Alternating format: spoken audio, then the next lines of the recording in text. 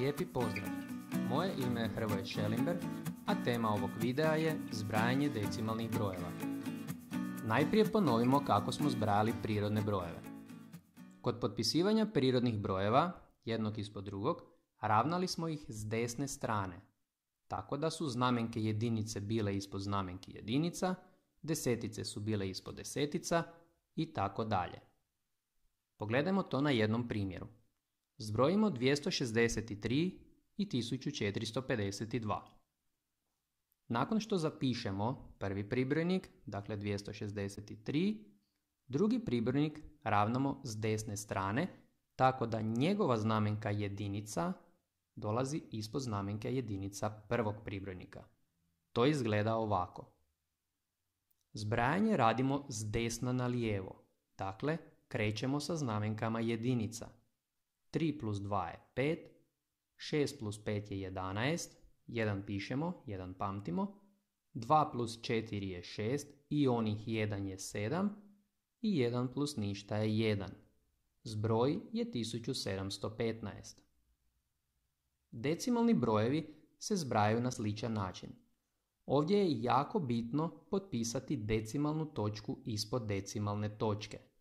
Na taj način će se sva mjesta posložiti na odgovarajući način, to jest s lijeve strane decimalne točke imat ćemo jedinice ispod jedinica, desetice ispod desetica, stotice ispod stotica, a s desne strane, dakle u decimalnom dijelu, biti će desetinke ispod desetinki, stotinke ispod stotinki i tako dalje. Krenimo na primjer prvi. U primjeru prvom pod A potrebno je izračunati 24,1 plus 12,7.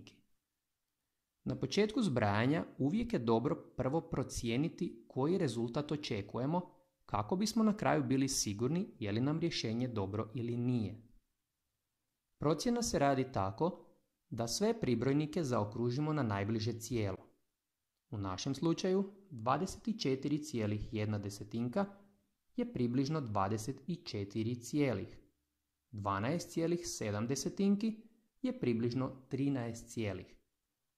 Rezultat koji očekujemo u ovom zadatku je negdje oko 37 cijelih. Pa krenimo. Nakon što zapišemo jedan pribrojnik, dakle 24,1, drugi pribrojnik potpisujemo tako da stavimo decimalnu točku ispod decimalne točke i na taj način će se sve ostale znamenke posložiti tako da jedinice budu ispod jedinica, desetice ispod desetica, odnosno na desnoj strani desetinka ispod desetinke. Zbrajanje radimo s desna na lijevo. U našem slučaju, dakle, krećemo od desetinki. 1 plus 7 je 8. Decimalna točka se zapisuje ispod decimalnih točki. Vidite da su sve tri decimalne točke sada jedna ispod druge. Nastavljamo zbrajati. 4 plus 2 je 6 i 2 plus 1 je 3. Zbroj je 36,8, što i odgovara našoj procjeni s početka zadatka. U B zadatku zbrajamo 3,67 plus 42,1. Najprije napravimo procjenu. Prvi pribrojnik je približno 4 cijelih, a drugi pribrojnik je približno 42 cijela. Očekujemo zbroj oko 46. Zapišimo 3,67. U drugom pribrojniku bitno je da decimalna točka bude ispod decimalne točke prvoga pribrojnika i ostale znamenke se poslože. Prilikom zbrajanja ovakvih zadataka mi možemo sve praznine popuniti s nulama. To možemo učiniti, a i ne moramo. Rezultat će biti isti. Evo u ovom primjeru idemo popuniti praznine s nulama. Krećemo zbrajati s desna na lijevo. U našem slučaju ćemo najprije zbrajati stotinke. 7 plus 0 je 7, 6 plus 1 je 7, decimalnu točku zapisujemo gdje su i ostale decimalne točke, 3 plus 2 je 5 i 0 plus 4 je 4. Zbroj je 45,77. Vidimo da smo jako blizu naše procjene, znači rezultat nam je točan. U C zadatku zbrajat ćemo 18 plus 6,532 tisućinke. 18 cijelih je jednako 18. Tu ne moramo nikakvu približnu vrijednost računati. 6,532 tisućinke je približno 7 cijelih. Očekujemo rezultat oko 25 cijelih. Podsjetimo se da broj 18 možemo napisati u decimalnom zapisu kao 18,0 ili kao 18,0, odnosno 18,0 tisućinki i tako dalje. S obzirom da nam drugi pribrojnik ima 3 decimale i prvom pribrojniku, dakle broju 18, ću dodati 3 nule. Bitno je potpisati, još jednom ponavljamo, decimalnu točku ispod decimalne točke. Ove nule smo mogli zapisati, a i nismo trebali. To je na vama. Računamo s desna na lijevo. Dakle, 0 plus 2 je 2, 0 plus 3 je 3, 0 plus 5 je 5. Sada dolazi decimalna točka. 8 plus 6 je 14, 4 pišemo, 1 ide dalje i 1 plus tih 1 je 2. Naš rezultat je 24,532 tisućinke, što odgovara našoj procjeni s početka zadatka. U D zadatku zbrajat ćemo 8,2 i 478,63. Najprije radimo procjenu. Prvi pribrojnik je približno 8 cijelih, a drugi pribrojnik 479. Očekujemo zbroj oko 487 cijelih. Podsjetimo se da prilikom zbrajanja možemo i zamijeniti mjesta pribrojnicima.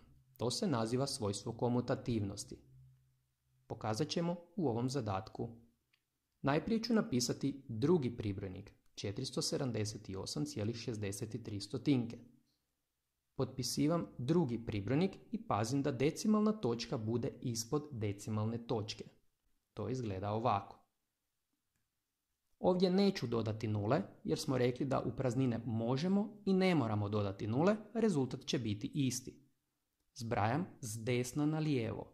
Dakle, 3 plus ništa je 3, 6 plus 2 je 8, točka ide ispod ostalih decimalnih točki, 8 plus 8 je 16, 1 dalje, 7 plus taj 1 je 8 i 4 plus ništa je 4. Naš zbroj je 486,83, što odgovara početnoj procjeni. Rezultat bi bio isti i da smo potpisivali brojeve po redu, dakle da nismo koristili komutativnost. U E zadatku zbrajat ćemo 3 pribrojnika. Procjena kaže sljedeće. Prvi pribrojnik približno je 8 cijelih. Drugi pribrojnik je približno 48 cijelih, dok je treći pribrojnik približno 1 cijelo. Rezultat koji očekujemo je 57. U ovakvom zadatku možemo potpisati sve brojeve odjednom, i to u bilo kojem redoslijedu, a možemo i najprije zbrojiti bilo koja 2 pribrojnika, pa na rezultat dodati treći pribrojnik. Dakle, imamo mnogo mogućnosti za riješiti ovaj zadatak. Takvo svojstvo se zove svojstvo asocijativnosti. Ja ću ih potpisati sva 3 broja po redu jedan ispod drugoga. Kod potpisivanja, ponavljamo, bitno je da sve decimalne točke budu jedna ispod druge. Praznine možemo i ne moramo popuniti s nulama, ja ću u ovom slučaju popuniti. Krećemo računati s desna na lijevo. 0 plus 0 plus 7 je 7. 2 plus 0 plus 3 je 5. 1 plus 9 je 10, plus 6 je 16. 6 pišemo, 1 pamtimo. Točka ide gdje su i ostale decimalne točke. 8 plus 7 je 15, plus 0 je i dalje 15, ali plus 1 dalje koji imamo je 16. 6 pišemo, 1 dalje. 0 plus 4 plus 0 i plus onih 1 dalje je 5. Rezultat je 56,657 tisućinki, što odgovara našoj procjeni s početka zadatka. U F primjeru imamo kombinaciju razlomaka, decimalnih brojeva i prirodnih brojeva. Ovakvom zadatku je dobro najprije pretvoriti sve razlomke u decimalni oblik. 17 tisućina je zapravo 0,17 tisućinki.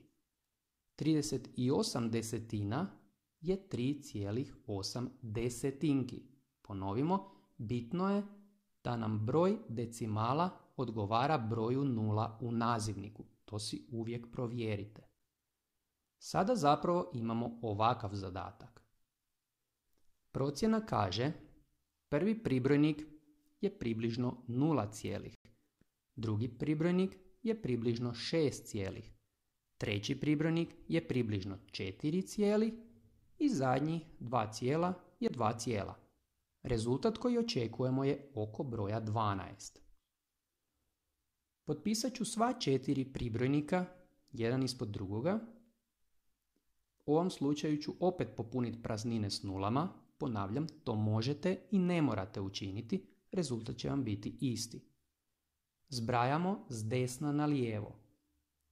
7 plus 0 plus 0 plus 0 je 7. 1 više 4 je 5 i više 0 je i dalje 5.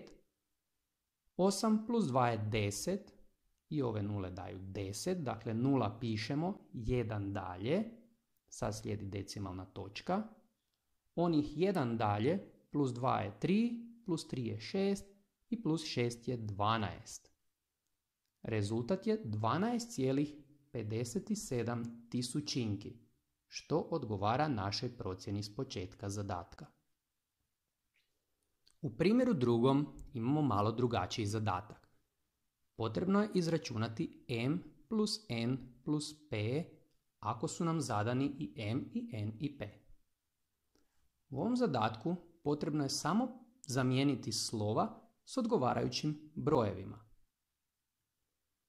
Procjena: prvi pribrojnik je približno 10, drugi 17, treći 7. Očekujemo rezultat oko broja 34. Potpisat ću sve brojeve jedan ispod drugoga. Pripazim da decimalna točka bude ispod decimalne točke, dakle da su sve jedna ispod druge. U ovom slučaju neću praznine popuniti s nulama, možete i ne morate. Krećemo zbrajati s desna na lijevo. 7 plus 8 je 15, pišemo 5, 1 dalje. Tih 1 i 8 je 9, plus 5 je 14, plus 3 je 17. 7 pišemo, 1 dalje. Decimalna točka ide na mjesto gdje su i sve decimalne točke.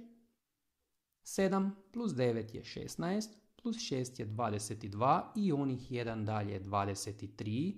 3 pišem 2 dalje i 2 i ovih 1 je 3. Rezultat je 33,75 stotinki. U primjeru trećem imamo sljedeće.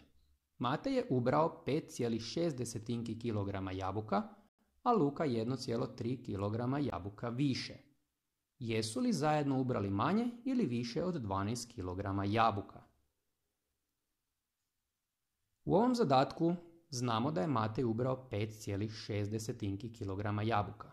Luka nije ubrao 1,3 kg, već 1,3 kg više. Dakle, potrebno je zbrojiti 5,6 plus 1,3.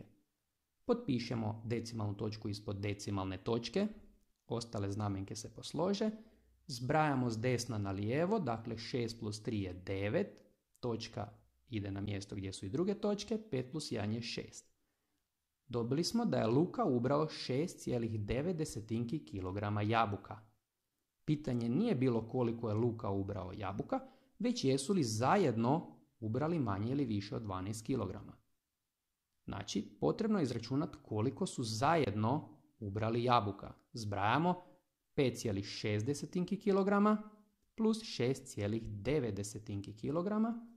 Pazimo prilikom potpisivanja, te dobivamo da su zajedno ubrali 12,5 kg jabuka. Još jedanput si pročitamo pitanje.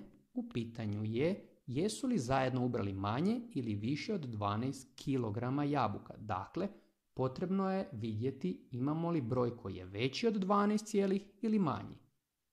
12,5 je veći od 12 i dajemo odgovor, zajedno su ubrali više od 12 kg jabuka.